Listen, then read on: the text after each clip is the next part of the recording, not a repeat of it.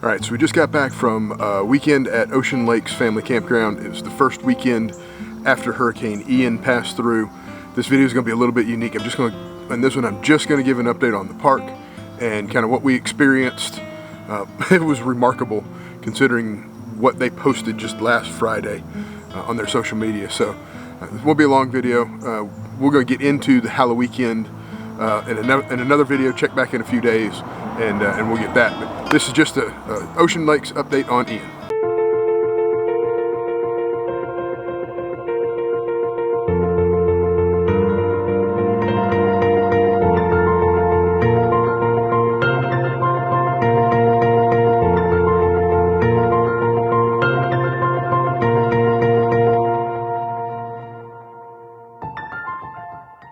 So we love Ocean Lakes Family Campground. We love Halloweekends.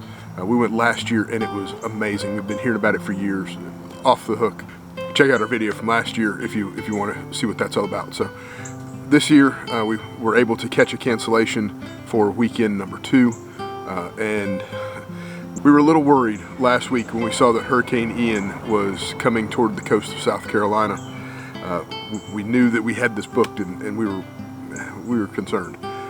So last Friday when Hurricane Ian came ashore in South Carolina, I stayed kind of glued to watching the Ocean Lakes webcam that's on top of the little tower there at the beach, and was appalled that afternoon about 2 o'clock when you started to see the water that had risen in the campground. It had gotten up above the where the posts are, where the golf carts park along the beachfront road.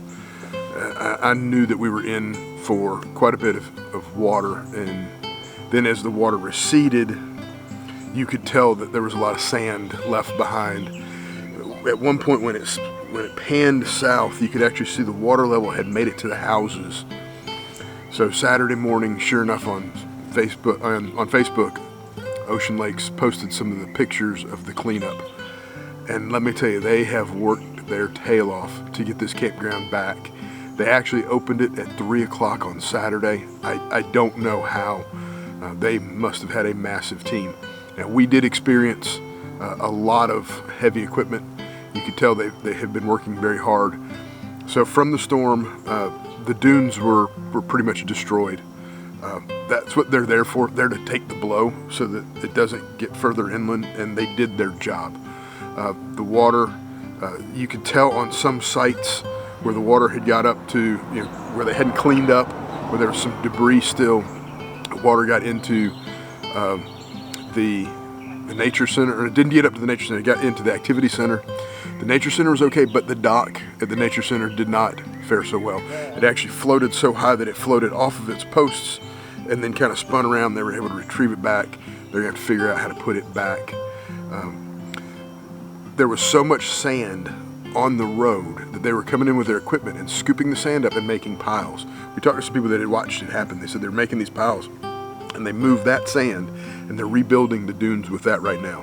So we saw a bulldozer there that was pushing the sand back up toward the dunes, and then they had a small backhoe, track hoe kind of thing that was scooping up around the timbers, trying to pull the sand back and to reshape the dunes. And then they had a skid steer loader with a couple of attachments that was there to smooth everything out and try and reshape the dunes. You could tell some of the sites that were really close in the campground, they were close to the beach, still had, while the concrete had been cleaned off, you could tell where grass had been, it was all now sand. There were still parts of the main road along the beach that still were pretty sandy. It's going to take a while for that stuff to get cleaned up, but everything was open. All the activities went on this week. So what was supposed to be Halloweekend number 2 was their first one, and it all worked flawlessly. I was so impressed with how well that campground put everything back together. I think it's going to take a while for the dunes and for the beach to be reshaped.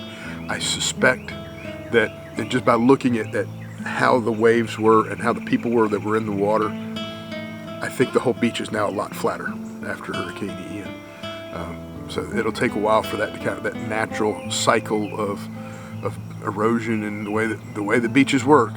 And I'm sure that the folks at Myrtle Beach will bring in the dredging barges, and they'll dredge some of that back and rebuild their dunes. But Ocean Lakes is back, open and good to go.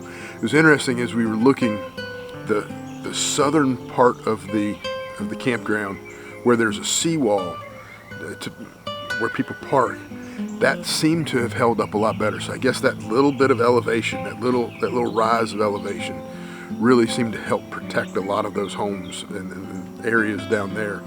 Where over on the campground side they didn't have that. That's where I saw a lot of the dunes that were messed up. But all in all, we had a great time. Ocean Lakes is jam up. I'm very impressed with how well that team and staff has jumped on this. I hope you get a chance to go check it out yourself.